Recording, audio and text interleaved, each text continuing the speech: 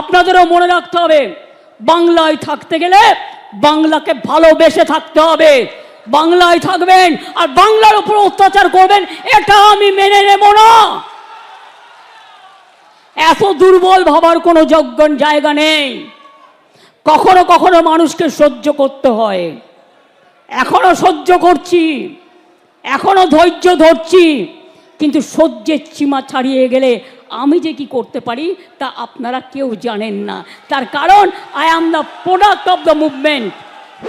মনে রাখবেন, বাংলায় যদি আগুন লাগান, আসামও থেমে থাকবে না, নর্থ ইস্টও থেমে থাকবে না, উত্তরপ্রদেশও থেমে থাকবে না, বিহারও থেমে থাকবে না, ঝাড়খণ্ড থেমে থাকবে না, উড়িষ্যাও থেমে থাকবে না, আর দিল্লিও থেমে থাকবে না।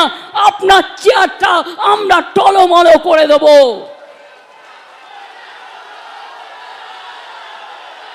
চেয়ার দখলের লড়াই, ক্ষমতা থাকলে ভোটে যাও, গুলি নয়, ডেড বডি নয়, লাশ নয়। ক্ষমতা তোমাদের হাতে। কেন করছো না ফাঁসির জন্য, যে এইসব ধর্ষণ করলে ফাঁসি হবে? কেন এই আইনটা করছো না? অভিষেক যেটা বললো আমি তো সেটা লিখেছি।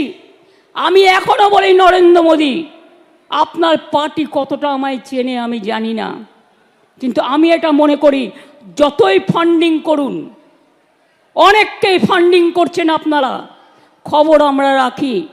মনে রাখবেন, ওই ফান্ডিংকে আমরা এন্ডিং করে দেবো। আমরা এটা করতে পারি। আর 1 তারিখে আমি চন্দ্রিমাকে বলবো, ছাত্রীদেরও বলবো, মেয়েরা ব্লকে ব্লকে ধর্ণা আন্দোলন করবেন ফাঁসির দাবিতে, এবং আইন বদলাতে হবে। আমরা চাই মেয়েদের সুরক্ষিত করবার আইন। আমরা 10 বেল আইন চাই না।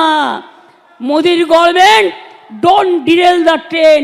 Please remember that country is burning and we are facing because of you, because you people are not taking any lawful action and your law is very weak. Your law is only strong for ED, PML, jake arrest kore deben, but your law is not strong about the women security, about the capital punishment. We want capital punishment. দেখুন, এটা যদি হয়, আমি আপনাদের বলছি সব থেমে যাবে। আর যারা ধর্ষণ করে তাদের ছাড়তে দয়া করে অনুরোধ কেউ করবেন না। এক্ষেত্রে সেন্ট্রাল গভর্নমেন্টের আইনই থাক, আর যার আইন থাকে থাকুক। আইন যদি বেআইন হয় তাহলে আইনকে আইনে রূপান্তর করবে মানুষেরা, এটা আমি বিশ্বাস করি।